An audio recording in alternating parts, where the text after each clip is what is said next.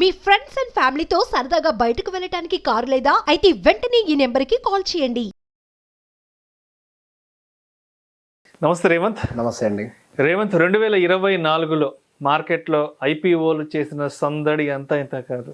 మరి 2024లో భారీ అంచనాలతో వచ్చి బోల్తా పడ్డ ఐపీఓలు ఏమున్నాయి, అదేవిధంగా బ్లాక్ బస్టర్ అయిన ఐపీఓలు ఏమున్నాయో ఒక చిన్న లిస్ట్ చెప్పగలరు? 2024 మనకు సెప్టెంబర్ దాకా ఒక మంచి బుల్ రన్. సో సహజంగా ఎప్పుడైతే ఒక బుల్ సెంటిమెంట్ అనేది విపరీతంగా ఉంటుందో ఆ టైంలో ఐపీఓస్ అనేవి విపరీతంగా లిస్ట్ అవుతూ ఉంటాయి. మనకి 2022లో వచ్చినాయి ఐపీఓలు బాగా, 2023లో పెద్దగా లేవు. మళ్ళీ 2024 మనకి విపరీతమైన ఐపీఓస్. సో సహజంగా ఎప్పుడైతే ఎండ్ ఆఫ్ బుల్ రన్ ఉంటుందో సహజంగా ఇప్పుడు ఐపీఓస్ వస్తూ ఉంటాయి అనేది ఒక సెంటిమెంట్. పెద్ద ప్రవాహం వచ్చేస్తుంది ఐపీఓ ప్రవాహం మార్కెట్లో లిక్విడిటీ అంతా సగ్ చేసేస్తుంటాయి. సో బేసిక్గా అదొక ఇండికేషన్ లాగా చూస్తారు. సో ఎస్, వాళ్ళకి కూడా ఏంటి అంటే ఐపీఓస్కి అది ఒక రైట్ టైం. సో సహజంగా మార్కెట్లో ఫుల్ బులిష్ సినారియో ఉన్నప్పుడు సబ్స్క్రిప్షన్ అనేది విపరీతంగా జరుగుతుంది. సో ఈ సెంటిమెంట్ అనేది సహజంగా ఉంటుంది. సో అంటే సెంటిమెంట్ని బేస్ చేసుకొని మార్కెట్లోకి పెద్ద కంపెనీలు వచ్చాయి, చిన్న కంపెనీలు వచ్చాయి, ఎస్ఎంఈలు వచ్చాయి. సో మనకి ఇక్కడ 2 లైన్స్ ఉన్నాయి. ఒకటేమో మెయిన్ లైన్ ఐపీఓ, ఇంకోటి SME line. 2 lines of IPOs ఉన్నాయి. సో రెండిట్లో మంచి చేసినవి ఉన్నాయి, రెండిట్లో ఇబ్బంది పెట్టినవి ఉన్నాయి. సో అతిపెద్ద ఐపీఓ ఈ సంవత్సరం మనకు వచ్చింది అని అంటే ద బిగ్గెస్ట్ మార్కెట్ క్యాప్ తోటి హ్యుండాయ్ మోటార్స్. సో ఎక్స్పెక్టేషన్ పరంగా విపరీతమైన ఎక్స్పెక్టేషన్ ఉంది, పెద్ద కంపెనీ.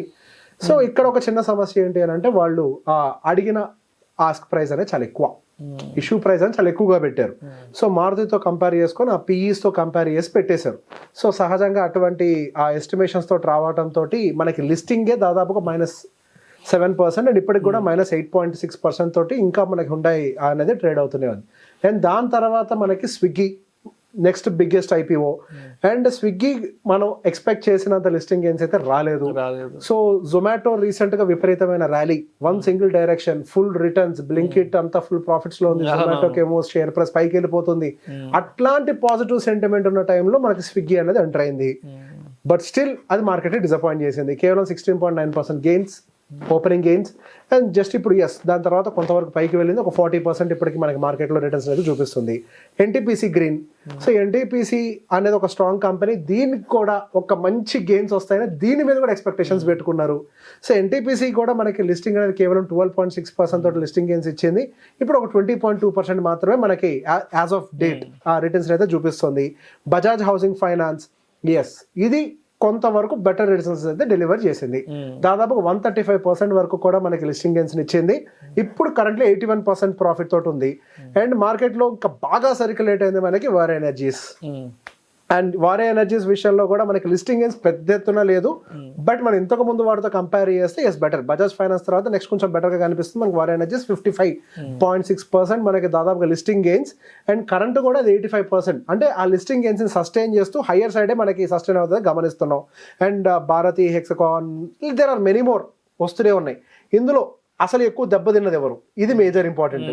సో ఎక్కువగా వచ్చి ఇందులోకి వచ్చిన తర్వాత బాగా లిస్టింగ్ గెయిన్స్ లేకుండా లోయెస్ట్ లిస్టింగ్ గెయిన్స్ ఓపెన్ అయింది దీపక్ బిల్డర్స్. ఆఫ్ కోర్స్ చాలా చిన్న కంపెనీ అది. కంపెనీ వైజ్ గా చూసుకున్నప్పుడు ఇట్స్ వెరీ స్మాల్ కంపెనీ. గట్టిగా 940 కోట్లు మాత్రమే వాళ్ళ మార్కెట్ క్యాప్. సో దాంతో పెద్ద సమస్య కాదు. దేర్ ఆర్ ఫ్యూ కంపెనీస్ అంటే లీస్ట్ అని అంటే మనకి 20% లిస్టింగ్ గెయిన్స్ అవుతుంది. అది ఇక్కడ సమస్య ఏంటి అంటే మనకి లిస్టింగ్ గెయిన్స్ కాదు, లిస్ట్ అయిన తర్వాత విపరీతంగా లో అయిపోయినటువంటివి ఏంటి, popular vehicles and services -47%. And దాని తర్వాత capital small finance bank -39%. And next మనకి వెస్టర్న్ క్యారియర్స్ దాదాపు -30%. మనకు వాళ్ళు ఇచ్చిన ఇష్యూ ప్రైస్ నుంచి దాదాపుగా పడిపోయింది. సో బేసిక్ గా మనకి 20% అండ్ బిలో పడిపోయినాయి కూడా చాలా కంపెనీస్ ఉన్నాయి. So there are few definitely good companies which have sustain on the higher side.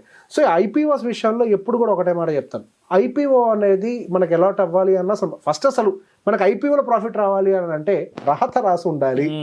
ఎందుకు, మీరు అనలైజ్ చేసి ఎంత పెట్టినా సరే అది మీకు వస్తుందని గ్యారంటీ లేదు. It's pure bet. మీరు ఒక 15,000 రూపాయలు పర్ లాట్ ఏదో అక్కడ పడేస్తారు, వస్తుందో రాదో తెలియదు. ఒకవేళ వచ్చినా దాంట్లో లిస్టింగ్ గెయిన్స్ ఉంటాయో లేదో తెలియదు. ఇక్కడ చాలా కాంప్లికేషన్స్ ఉన్నాయి. There is a saying in the market, IPO is a form of moving money from informed people uninformed people to informed people అని. అంటే బయట ప్రజల దగ్గర నుంచి కంపెనీలు తీసుకున్నటువంటి డబ్బుల కింద పరిగణిస్తూ ఉంటాం సహజంగా ఐపీఓస్ని. సో ఎప్పుడైనా కానీ అవి వచ్చేటప్పుడు మార్కెట్లోకి ప్రీమియం లిస్టింగ్స్ తోటే వస్తూ ఉంటాయి. సో ఎప్పుడైనా ఐపీఓస్లో కనుక మనం ఎంటర్ అవ్వాలి అని అనుకుంటే ఐపీఓలకు ఎంటర్ అవ్వడం కంటే కూడా ఒక్కసారి అది లిస్ట్ అయిన తర్వాత దాని ప్రైస్ ఫైండింగ్ అనేది సహజంగా ఒకటి జరుగుతూ ఉంటుంది. పోయిన సంవత్సరం ఏం జరిగింది ఎల్ఐసి, పోయిన సంవత్సరం పేటిఎం ఏం జరిగింది, ఇవన్నీ మన ఇబ్బందులు పెట్టలేదా? జొమాటో మాత్రం ఏమైంది? ఎల్ఐసి దాదాపు 1.5 year పట్టింది లిస్టింగ్ ప్రైస్ రావడానికి, సంవత్సరంన్నర పట్టింది. సో ఎల్ఐసి మీద ఎక్స్పెక్టేషన్స్ పెద్దగా లేవా? పేటిఎం మీద లేవా? అసలు పేటిఎం మీద అయితే వారెన్ బఫెట్ గారు పెట్టుబడి పెట్టారు, అసలు సూపర్ కంపెనీ. ఎల్ఐసి అయితే ఇంకా లార్జెస్ట్ ఫైనాన్షియల్ సెక్టర్ అని, లార్జెస్ట్ ఫైనాన్షియల్, నాకు కూడా కాదు చేతులు అక్కడ. నేను అనుభవాలతోటే చెప్తున్నాను. నేను కూడా ఇంతకు ముందు అందరిలాగానే ఐపీఓస్ పెడితే బాగా వస్తే ఎస్.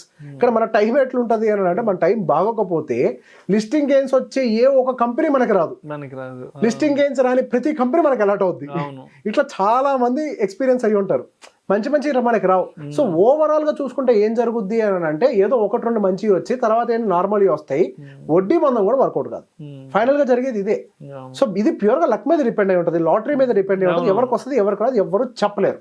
ప్రతి ఒక్కటి అలాట్మెంట్ వస్తే లిస్టింగ్ గెయిన్స్ పరంగా ఎస్ అద్భుతమైన ప్రాఫిట్స్ మనకు వచ్చి ఉండేవేమో, కానీ ప్రతిదీ మనకి అలాట్మెంట్ రాదు. ఈ వాస్తవాన్ని మనం గమనించాలి. ఓవరాల్ గా చూసుకుంటే టైం బాగున్నోడికి ఎక్కువ ఉంటుంది, టైం బాగున్నాడు. సహజంగా నేను ఈ మాట నేను చెప్పను మార్కెట్లో లక్ అనేది పనిచేస్తుంది అని. మార్కెట్లో సహజంగా ఎప్పుడైనా నాలెడ్జే పనిచేస్తుంది, కానీ ఐపీఓల విషయంలో మాత్రం లక్కే పనిచేస్తుంది, ఎంత నాలెడ్జ్ ఉన్నా కానీ. సో బేసిక్గా ఇక్కడ లిస్టింగ్ గెయిన్స్ ఇచ్చినవి ఉన్నాయి, ఇవ్వని ఉన్నాయి. సో బేసిక్గా 2 ఉన్నాయి.